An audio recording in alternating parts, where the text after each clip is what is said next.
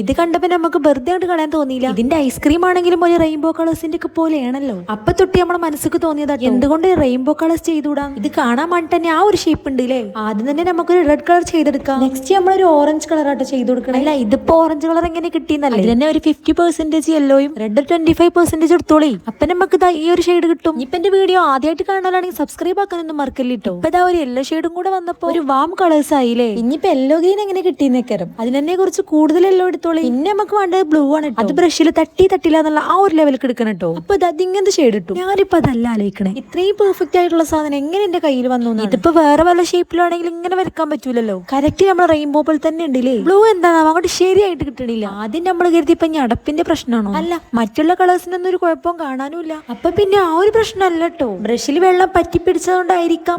എന്തായാലും ഫൈനലി നമ്മളത് സെറ്റ് ആക്കി എടുത്തുക്കണം. ഈ കസാട്ട ഐസ്ക്രീം ഒക്കെ ഇഷ്ടമുണ്ടോ ഇല്ലെന്നൊക്കെ നിങ്ങൾ കമന്റിൽ അറിയിക്കണം കേട്ടോ. അങ്ങനെ ഫൈനലി നമ്മൾ 7 കളേഴ്സും ചെയ്തെടുത്തു. ഈ വീഡിയോ ഇഷ്ടപ്പെട്ട ലൈക്കും ഷെയറും ഒക്കെ മറക്കല്ലോ. ഇനി നമ്മൾ നെക്സ്റ്റ് ഒരു വീഡിയോ ആയിട്ട് വരുന്നുണ്ട്. അപ്പൊ ബൈ, വീണ്ടും കാണാം. Thanks for watching.